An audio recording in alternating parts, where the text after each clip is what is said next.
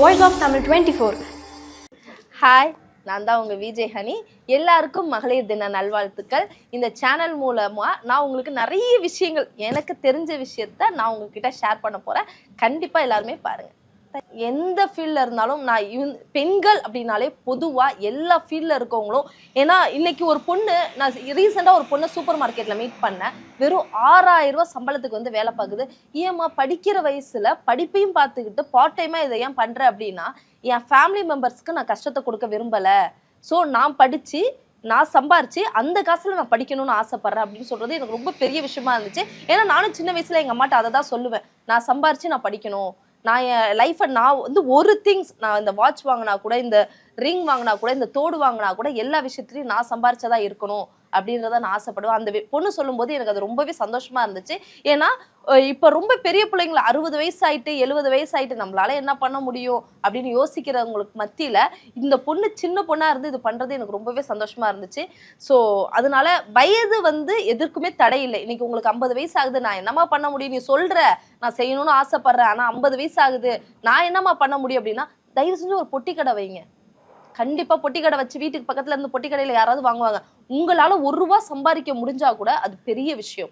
ஐயோ 1 ரூபா சம்பாதிக்கிறோம், நம்மளை யாரும் கிண்டல் பண்ணுவாங்கன்னு. கிண்டல் பண்றவன் பண்ணிக்கிட்டே தான் இருப்பான். அவன் பண்றவன் கிண்டல் பண்றவன் சரி இந்தாம ஒரு 50 ரூபா வச்சுக்கோ அப்படின்னு கொடுக்க போறது கிடையாது.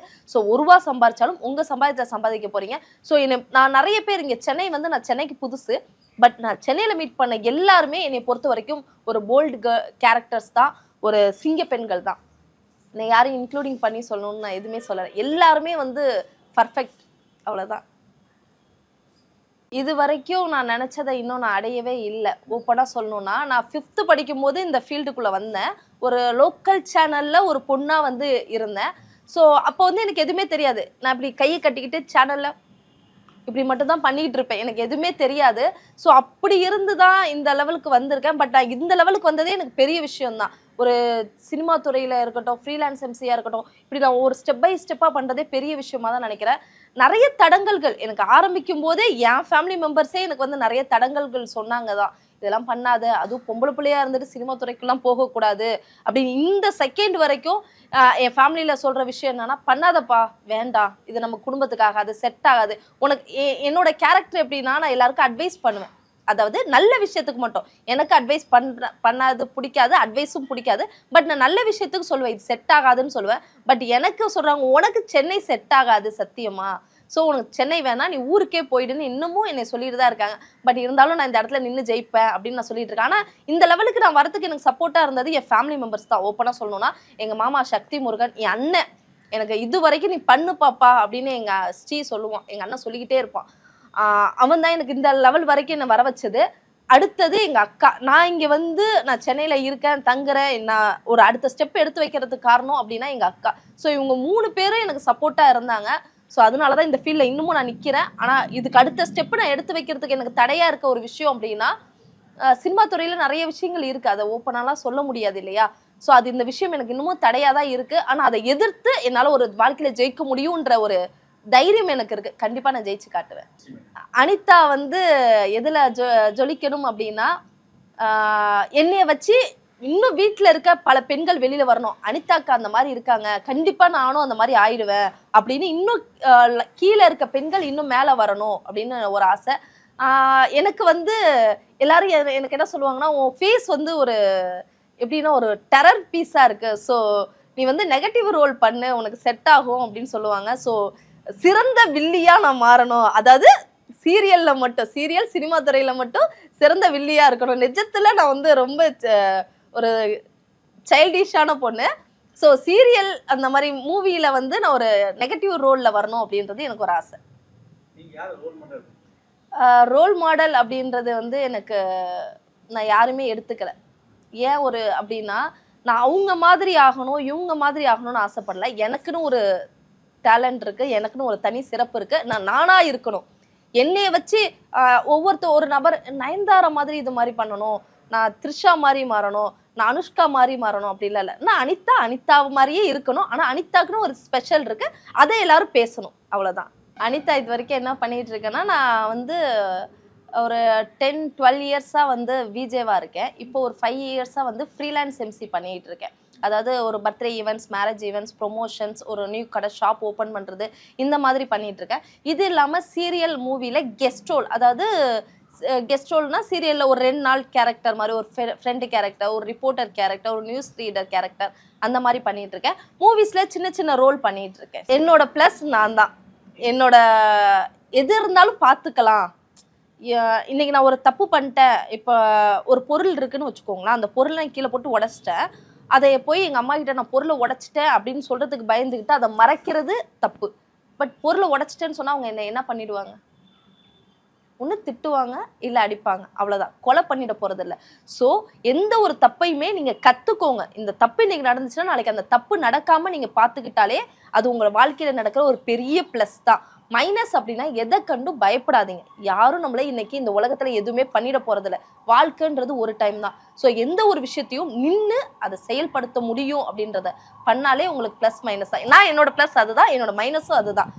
மைனஸ் என்ன சொல்லுவேன்னா, நான்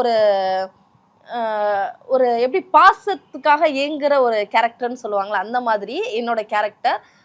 டக்குன்னு என் ஃபேமிலி மெம்பர்ஸ் வேற யாரும் என்னை எதுவும் சொல்லிட்டா எனக்கு தெரியாது. என் ஃபேமிலி மெம்பர்ஸ்ல யாராவது என்னை டக்குன்னு ஹர்ட் பண்ணிட்டா நான் ரொம்ப அழுவேன். அது வந்து என்னோட மைனஸ். என்னோட பிளஸ்ன்றது நான் எது நடந்தாலும் பார்த்துக்கலாம் அப்படின்றது என்னோட பிளஸ். இது என் கூட இருக்கவங்க எல்லாருக்குமே தெரியும். நான் ஒரு சூர்யா தம்பி கார்த்திக் இருக்காங்களா, அவங்களோட தீவிரமான பைத்தியம். ஸோ நான் கார்த்தி சார் கூட ஆக்ட் பண்ணணும், பட் தங்கச்சி ரோல் மட்டும் பண்ண மாட்டேன். மற்றபடி ஒரு ஃப்ரெண்டா ஒரு எந்த கேரக்டர் கொடுத்தாலும் நான் பண்ணுவேன். இங்கே என்னை சுற்றி இருக்கவங்க எல்லாருக்குமே தெரியும் நான் கார்த்தியோட ஒரு தீவிர பைத்தியம் அப்படின்னு. அது கார்த்தி சாருக்குமே நான் சொல்லியிருக்கேன். ஒரு டைம் நேரில் மீட் பண்ணும்போது, சார் நான் உங்களோட பைத்தியம், உங்களோட க்ரஷ், என்னோட 15 வருஷ லவ்வர் நீங்கள் அப்படின்ற மாதிரி நான் சொல்லியிருக்கேன். அவர் கூட நடிக்கணும். அப்போ நடிப்பை பொறுத்த வரைக்கும் எனக்கு சொல்லணும் அப்படின்னா, அது ஒரு நடிப்பு. அது இந்த கேரக்டர் தான் இருக்கணும். நான் லவ்வராக ஆக்ட் பண்ணணும், ஒரு லீட் ரோல் பண்ணணும், ஒரு வில்லியாக இருக்கணும், ஒரு இந்த மாதிரி இருக்கணும் அப்படிலாம் இல்லை. எல்லாமே நடிப்பு தான். எனக்கு எந்த கேரக்டர் கொடுத்தாலும் அந்த கேரக்டராக மாறி நடிக்கணும் அப்படின்றத ஆசை. நான் இவங்க ஃபிலிமில் பண்ணணும், அவங்க ஃபிலிமில் பண்ணணும் இல்லை. எனக்கு வாய்ப்பு கொடுக்குறவங்க எல்லாருமே வந்து என்னை பொறுத்தவரை ஒரு பெரிய காடு தான். ஸோ யார் எனக்கு எந்த சான்ஸ் கொடுத்தாலும் கண்டிப்பாக அந்த லீட் கேரக்டராவோ இல்லை ஒரு எப்படி சொல்றது, இந்த கேரக்டர்ல நீ இந்த குழந்தைக்கு அம்மாவை ஆக்ட் பண்ணணுமா, இந்த கேரக்டர்ல வந்து நீ பாட்டியா ஆக்ட் பண்ணணும், இந்த கேரக்டர்ல நீ ஒரு செத்து போன மாதிரி ஒரு தூக்கு மாடி தொங்குற மாதிரி ஒரு கேரக்டர், எதுவா இருந்தாலும் நடிப்பு தான். கண்டிப்பா எந்த கேரக்டர் கொடுத்தாலும் செய்வேன். எனக்கு நடிப்புக்கு வாய்ப்பு கொடுக்குறவங்க யாரா இருந்தாலும் கண்டிப்பா அந்த படத்துல நான் நடிப்பேன் சார். ஓப்பனா சொல்லணும் அப்படின்னா, அது ஒவ்வொருத்தவங்களோட பர்சனல். அதாவது ஒவ்வொருத்தவங்க நிறைய வழிகளை தாண்டி தான் இந்த இடத்துல ஜெயிக்கிறாங்க. அவங்க இத்தனை வருஷம் இந்த ஃபீல்ட்ல நிக்கிறது ரொம்ப பெரிய விஷயம். ஒரு பெண்ணா இருந்துட்டு அதிகபட்சம் மீடியா லைன் அப்படின்னாலே ஒரு 3 வருஷம் 5 வருஷம், அதுக்கப்புறம் வந்து நமக்கு அந்த அளவுக்கு வரல. ஆனா பட் இவங்க இவ்வளோ தூரம் வந்ததே வந்து ஒரு பெரிய விஷயம் தான். அவங்க லேடிஸ் சூப்பர் ஸ்டார்னு எதுக்கு சொல்றோம் அப்படின்னா, அவங்க வாழ்க்கையில நம்மளே நிறைய கமெண்ட்ஸ் கொடுத்துருக்கோம். இந்த கேரக்டர் உங்களுக்கு செட் ஆகாது, இது செட் ஆகாதுன்னு. ஆனா யார் என்ன சொன்னாலும் என் நடிப்புக்கு நான் உண்மையா இருக்கேன், நடிக்கிறேன்னு சொல்லி நடிச்சதுனால தான் உங்களுக்கு லேடி சூப்பர் ஸ்டார்னு கொடுத்தாங்க. ஸோ யாரையுமே நம்ம ஹர்ட் பண்ண வேணாம் சார். இப்போ நான் இந்த விஷயத்த சொல்றேன், என்னையுமே நிறைய பேர் வந்து பாசிட்டிவ் கமெண்ட்ஸ் கொடுப்பாங்க, நெகட்டிவ் கமெண்ட்ஸ் கொடுப்பாங்க. நான் சொல்ற எல்லாருக்கும் நீங்க கொடுக்குற ஒரு கமெண்ட்ஸ் வந்து இன்னொருத்தவங்களுக்கு ஹாப்பியா தான் இருக்கணும், அவங்கள வருத்தப்பட வைக்க கூடாது. இன்னைக்கு வந்து ஒருத்தவங்க நீங்க நெகட்டிவ் கமெண்ட் கொடுக்குறீங்கல்ல, நான் உங்ககிட்ட ஒரே ஒரு விஷயம் கேட்குறேன். நீங்க வந்து உங்களை ஹர்ட் பண்ணிட்டாங்க அப்படின்னா நீங்க எவ்வளவு கஷ்டப்படுவீங்க? அதே மாதிரி ஒரு விஷயத்த நம்ம பண்ணலாமா, அந்த ஒரு செகண்ட் மட்டும் யோசிங்க. நீங்க எனக்கு பேட் கமெண்ட்ஸ் கொடுத்தாலும் எனக்கு கவலையே கிடையாது. ஏன்னா நான் வந்து நான் சொல்ற விஷயம், நான் யாருக்கும் எந்த கெடுதல் பண்ணல, யாரையும் கஷ்டப்படுத்தல, யார் சாப்பாட்டுலயும் மண்ணாளி போடல. ஸோ நான் என்னைய பொறுத்த வரைக்கும் நான் உண்மையா இருக்கேன். ஸோ எனக்கு பேட் கமெண்ட்ஸ் கொடுக்குறவங்களுக்கும் நான் தேங்க்ஸ் தான் சொல்லுவேன். ஏன்னா நீங்க சொல்ற ஒவ்வொரு பேட் கமெண்ட்ஸும் என்னை வந்து இன்னும் கொஞ்சம் பூஸ்டப் பண்ணும் அப்படின்னா கண்டிப்பா தயவு செஞ்சு கொடுங்க. நன்றி. எனக்கு ரெண்டுமே ஒன்று மாதிரி தான் சார் தெரியுது. ஆனா இப்போ வந்து அப்போலாம் வந்து மூவிஸ் அப்படின்னா ரொம்ப எல்லாரும் விரும்பி பார்ப்பாங்க. ஆனா இப்போ இருக்க ஜென்ரேஷன் மீன்ஸ் அம்மாலாம் சொல்லணும் அப்படின்னா சீரியலை தான் விரும்பி பார்க்குறாங்க. சீரியல்ல இருக்கவங்க தான் ஹீரோ ஹீரோயின் அப்படின்ற ரேஞ்சுக்கு வருது. இப்போ உள்ள ஜென்ரேஷன் மூவில கொஞ்சம் இதா இருக்காங்க. இப்போ நிறைய பேர் சீரியல்ல இருந்து மூவிக்கு போய் பெரிய பெரிய மூவியெல்லாம் ஆக்ட் பண்ணியிருக்காங்க, ஹீரோயினி ஆயிருக்காங்க. ஸோ எல்லாமே மார்க்கெட் தான் சார், இருக்க வரைக்கும் தான். அவ்வளவுதான். இதுல சொல்றதுக்கு ஒண்ணுமே இல்ல. ரெண்டு இதுலயுமே சீரியல் எடுத்துக்கிட்டாலும் சரி, மூவி எடுத்துக்கிட்டாலும் சரி, ரெண்டுத்துலயுமே வந்து மார்க்கெட் தான். மார்க்கெட்டிங் அவங்களுக்கு எவ்வளவு நாள் இருக்கோ அது வரைக்கும் அவங்களோட லைஃப் அவ்வளவுதான். அது வேணா உண்மைதான் சார். ஒருத்தவங்க கேரக்டர் எப்படி அப்படின்றத வந்து அனலைஸ் பண்றது அவங்க ஆக்டிங் தான். இன்னைக்கு நான் நெகட்டிவ் ரோல் பண்ணேன் அப்படின்னா கண்டிப்பா என்ன எல்லாருமே வந்து வெளியில பார்க்கும்போது என்ன ப்ரொஜெக்ட் ஆகும் அப்படின்னா இது ஒரு வில்லி அப்படின்ற மாதிரி தான் ப்ரொஜெக்ட் ஆகும். ஸோ நான் ஒரு சீரியல்ல வந்து ரொம்ப பாவப்பட்ட பொண்ணுன்னா ஐயோ இது என்னடா ரொம்ப பாவமா ஆக்ட் பண்ணுது அப்படின்ற மாதிரி ப்ரொஜெக்ட் ஆகும். ஒரு பொண்ணு எல்லாத்தையும் விட நல்லா ஒரு ஃபைட் பண்ற ஒரு பொண்ணா அப்படி இப்ப இந்த ஆனந்தராகம்ல மேடம் ஒருத்தவங்க வந்து நல்லா ஃபைட் பண்றாங்க. அந்த பாத்தீங்கன்னா அந்த சீரியல்ல ரெகுலரா வந்து ஒரு ஆக்ஷன் ஒரு பிளாக் இருக்கும். ஸோ அந்த மாதிரி தான் நம்ம பார்க்குற பார்வையை பொறுத்து தான் ஒவ்வொருத்தவங்களோட விஷயத்த அனலைஸ் பண்றாங்க. இன்னைக்கு நான் வந்து என்ன கேரக்டர் நடிக்கிறேனோ அதுதான் என் கேரக்டர். அந்த மாதிரி தான் எல்லாரோட ஒரு பின்பமாக தான் நம்ம தெரிகிறோம். அதுதான் உண்மை. முதல்ல நீங்க பார்க்குற பார்வையை கரெக்டாக பாருங்க. நான் வந்து இப்படி இப்படி பார்க்கறத சொல்லலை. நீங்க ஒருத்தவங்களை பார்க்கும்போது அவங்களோட கேரக்டர் என்னன்னு பழகி பார்த்தா தான் தெரியும். சும்மா ஒரு டைம் பார்க்கறதுனால அவங்க கேரக்டர் தெரியாது. ஸோ யாரு வந்து எப்போ ஒரு நபரை பார்க்கனாலும் அவங்கள வந்து அன்பா பேசுங்க. அவங்க எப்படிப்பட்ட நபரா வேணா இருக்கட்டும். ஆனா அவங்க உங்க வாழ்க்கையில எந்த கஷ்டத்தையும் கொடுக்கல இல்ல. ஸோ யார்கிட்ட எப்படி பேசினாலும் அன்பா பேசுங்க. அதுதான் என்னோட அட்வைஸ். காதலை எப்படி பார்க்குறோம், லவ் அதை தான் சொல்ல வரேன். ஓகே, உண்மையான அன்பு எங்க இருக்கோ அந்த காதல் கண்டிப்பா ஜெயிக்கும். ஆனா எனக்கு தெரிஞ்சு இப்ப நிறைய பேர் உண்மையா லவ் பண்றாங்களா இல்லையான்றது எனக்கு சத்தியமா தெரியல. ஏன்னா பெண்களா இருக்கட்டும் ஆண்களா இருக்கட்டும் ஆளுக்கு 2 லவ் 3 லவ்லாம் போயிட்டு இருக்கு. கல்யாணம் வரைக்கும் எந்த லவ் போகுதுன்னு பாத்தீங்கன்னா இல்ல. அப்படியே கல்யாணம் வரைக்கும் போனாலும் அடுத்த ஒரு வருஷத்துல 2 வருஷத்துல டிவோர்ஸ் அப்படின்ற மாதிரி வந்துடுறாங்க. ஸோ லவ்ன்றது வந்து இன்னைக்கு நீங்க ஆரம்பிக்கிறீங்கன்னா சாகுற வரைக்கும் அது இருக்குது மட்டும்தான் லவ். உண்மையை ட்ரஸ்ட்டை ஒருத்தவங்கள்ட்ட நீங்க கொடுத்தீங்கன்னா அந்த ட்ரஸ்ட் கண்டிப்பா கிடைக்கும். நீங்க வந்து அவன் எனக்கு உண்மையா இல்ல, அவன் எனக்கு இதா இல்ல, அவ எனக்கு உண்மையா இல்ல, அவ எனக்கு கரெக்டா இல்ல அப்படின்றத விட நீங்க அவங்களுக்கு கரெக்டான ஆளா அப்படின்றத நீங்க சூஸ் பண்ணுங்க. கண்டிப்பா லைஃப் நல்லா இருக்கும் சார். அவ்வளவுதான். எனக்கு அவ்வளவுதான் லவ் பத்தி தெரியும். அதுக்கு மேல தெரியாது.